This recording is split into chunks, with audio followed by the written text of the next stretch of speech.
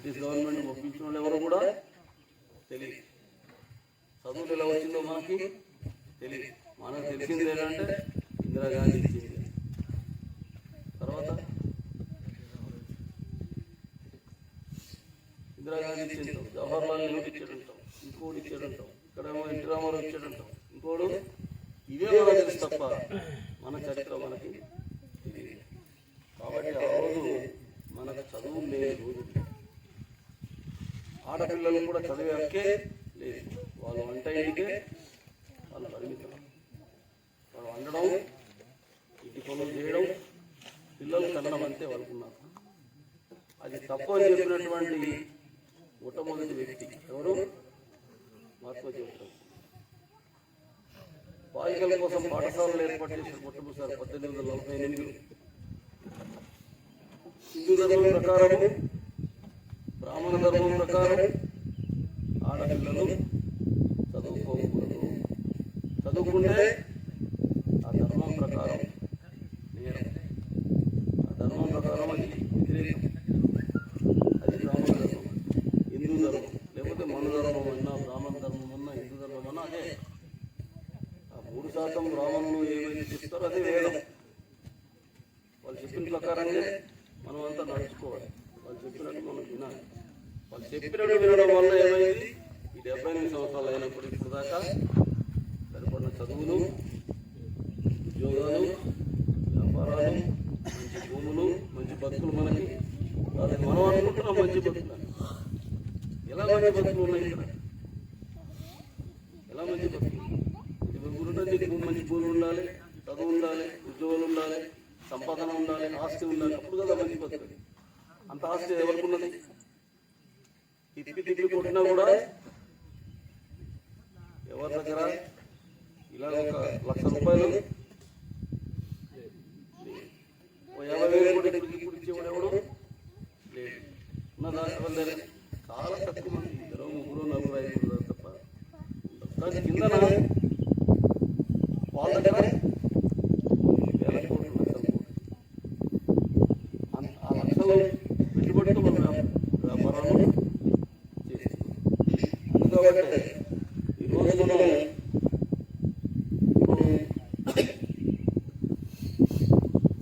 ఆ రోజు జ్యోతిరావు పూలే చదువుకు వెళ్ళేటప్పుడు అంటే బీసీ కూడా చదవకూడదు కదా. చెప్పాను కదా, బీసీలు 52% ఉన్నారు. బీసీలు కూడా చదవడానికి హక్కు లేదు. దాని కారణం ఇతను ఎవరు? సూదులు.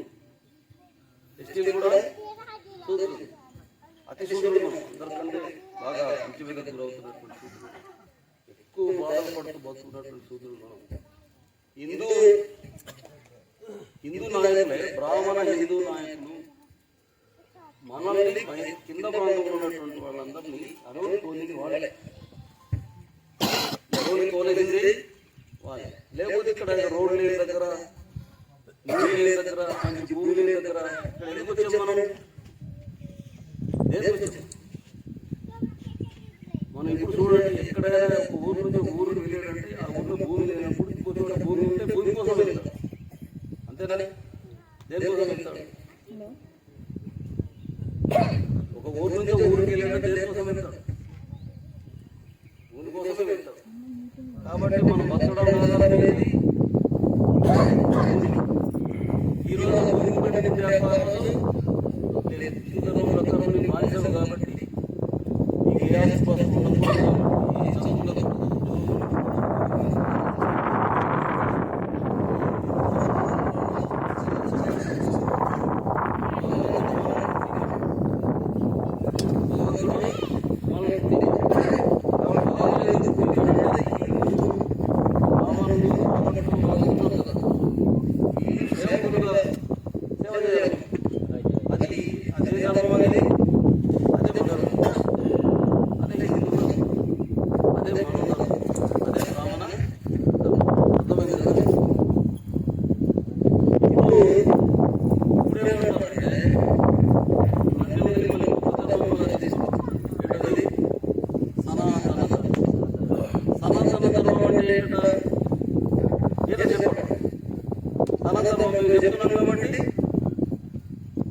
నరేంద్ర మోడీ గారు చెప్పారు కాబట్టి, అమిత్ షా చెప్పారు కాబట్టి, ఆర్ఎస్ఎస్ వాళ్ళు చెప్పారు కాబట్టి, బీజేపీ వాళ్ళు చెప్పారు కాబట్టి,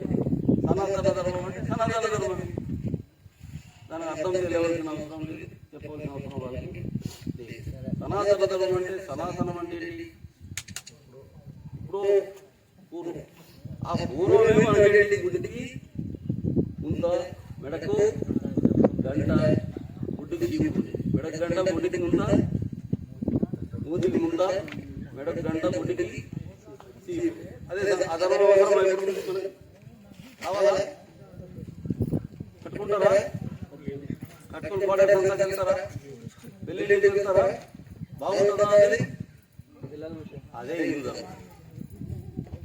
హిందూ ధర్మం హిందూ ధర్మంలో అధర్మం ఉంది, ధర్మం కాదు. అక్కడ మానవ ధర్మం అనేది లేదు. కాబట్టి మనం రాజ్యాంగం అమల్లో వచ్చి 75 సంవత్సరాలైనా ఈ విధంగా మనం పేదవాళ్ళు ఉండడం కారణము మన ధర్మం.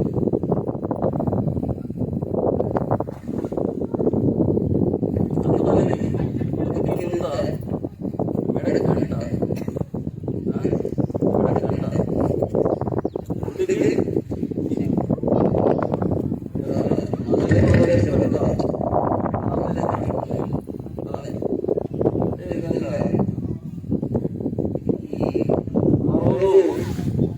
మనకు పూణే మహారాష్ట్రలో పూణే పట్టణంలోనే రాముడు కంటే ఎక్కువగా చదువుకున్నటువంటి గొప్ప జ్ఞానవంతుడు ఎవరు? ఈ చదువు కోసం వెళ్ళినప్పుడు అప్పుడు హిందూ ధర్మం ప్రకారం చదువుకోకూడదు కదా, సూర్యుడు కాబట్టి చదవకూడదు కదా. చదివితే హిందూ ధర్మానికి అది వ్యతిరేకం. ఆ ధర్మానికి వ్యతిరేకం కాబట్టి ధర్మానికి వ్యతిరేకమైన పని ఎవరు చేయాలి? చదవాలని ఎవరు చదవాలి? అది ఎవరి కోసం చదువు? వాడే చదువు. ఈ రకంగా చేసినప్పుడు ఈయన వీళ్ళ కుటుంబంలో నుండి తెలియజేస్తారు. చిన్నప్పుడే సావిత్రిబాయి పూలే పెళ్ళవుతుంది. పెళ్ళైన తర్వాత ఈ జ్యోతిరావు పూలే చదువుకున్నాడు, హిందూ ధర్మానికి వ్యతిరేకంగా నడుచుకుంటున్నాడని చెప్పి తల్లిదండ్రులు ఒత్తిడిపించి ఏం చేశారు? ఇంటి నుండి గెలిచేస్తారు. అయినా సరే ఆయన భయపడాడు, చదువుకున్నాడు, పెద్ద పండితుడు అయ్యాడు, విలువైన వాడు అయ్యాడు, జ్ఞానం సంపాదించాడు. సంపాదించిన తర్వాత బ్రాహ్మణులతో ఒక బ్రాహ్మణుడితో స్నేహం అయితే అది పెళ్ళి అవుతుంది. పెళ్ళైనప్పుడు ఈయన పెళ్ళికి రమ్మంటాడు, పెళ్ళికి వెళ్తాడు. వెళ్ళినప్పుడు ఏం చేశారంటే చూస్తారు, బ్రాహ్మణుడు పెళ్ళికి బ్రాహ్మణుడే ఉంటాడు కానీ సూదుడు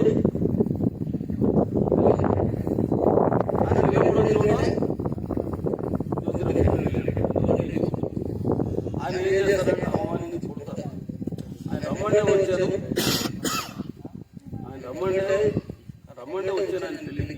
ఆయన నాకు స్నేహితుడు కాబట్టి స్నేహితుడు లేదు, గాడి దుడ్డు లేదు, నువ్వు అక్కడ ఈ పరిస్థితుల్లో నువ్వు రాకూడదు చోటు నువ్వు వచ్చావు, నీ నేరం ఇది తప్పని చెప్పి ఆయన కొడతారు, అవమానిస్తారు. అవమానించిన తర్వాత ఈయన దెబ్బలు తిని అవమాన భారంతో చెరువు గట్టు ద్వారా కూర్చొని ఏడుస్తున్నాడు. ఎవరు ఏడుస్తున్నాడు? జ్యోతిరావు పూలే ఏడుస్తున్నాడు, దుఃఖపడుతున్నాడు. అప్పుడు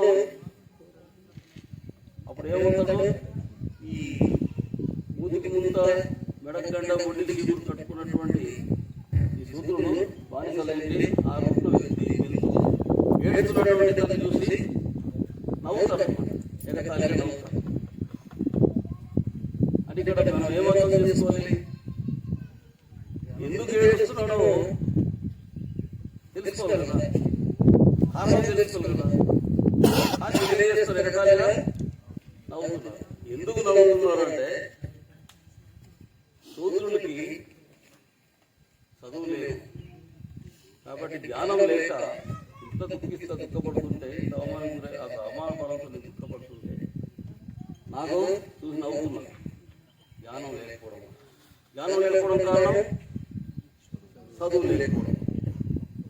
అందుకబట్టి ఈ చదువు చదివించాలి అని చెప్పి ఆ రోజు స్వయంగా తన భార్యకి చదువు లేదు. భారతదేశంలోనే మొట్టమొదటిసారిగా టీచర్లుగా తయారు చేశారు సావిత్రిబాయి పూలే తన భార్య. సావిత్రిబాయి పూలే తన భార్యని చదువు నేర్పి టీచర్లుగా తయారు చేశారు. భారతదేశంలో మొట్టమొదటిసారిగా మొదటి టీచర్ ఎవరు? సావిత్రిబాయి పూలే.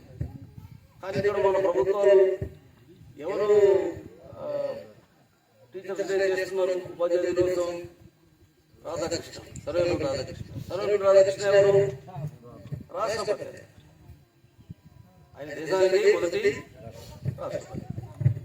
కానీ ఇక్కడ చదువు నేర్పింది ఎవరు? సావిత్రిబాయి పూలే చదువు నేర్పి జ్యోతిరావు. మన వారి చదువు నేర్పి టీచర్ అమలు చేసేవారు జ్యోతిరావు. అంతే కదా. మరి అలాగా ఇప్పుడు ఏమైందంటే హిందూ ధర్మము చదువును వద్దని చెప్తే ఇక్కడ మానవ ధర్మం అర్థం చేసుకున్నటువంటి మహాత్మా జ్యోతిరావు పూలే అందరి చదువులు ఉండాలని చెప్పినటువంటి మహానుభావుడు ఆయన చదువుతున్నాడు. బ్రాహ్మణుల కంటే ఎక్కువ చదువుకున్నటువంటి వ్యక్తి. అలాంటి వాడికి అవమానించడం మంచిది కాదు. నేను రమ్మంటే వచ్చాడని చెప్పినా కూడా మిగతా వాళ్ళు వినలేదు. అది దాన్ని మను ధర్మము అని అంటారు. అయితే అప్పుడు ఈ రకంగా ఉన్నత చదువులు చదివాడు, మానవ హక్కు సాధించాడు, అందరు చదువులు ఉండాలని చెప్పాడు, ఆడపిల్లలు పాఠశాలలు పెట్టాడు. తర్వాత అప్పుడు నీళ్ళు కూడా తాగే హక్కు లేదు. నీళ్ళు సుదులకి వాళ్ళందరూ వాళ్ళ మంచినీళ్ళు, వాళ్ళు తాగే మంచినీళ్ళు చెరువులు కానీ మా బావిలో కానీ మిగతా సూదులు ఈ తాగడానికి కూడా హక్కు లేదు. హక్కు లేకపోతే రాని నీళ్ళు వాళ్ళు ఇవ్వడం లేదు. అప్పుడే సూదులందరికీ జ్యోతిరావు పూలే ఒక బాల్యం ఉంది, బియ్యం తగ్గించి. అలాగే ఆ రోజు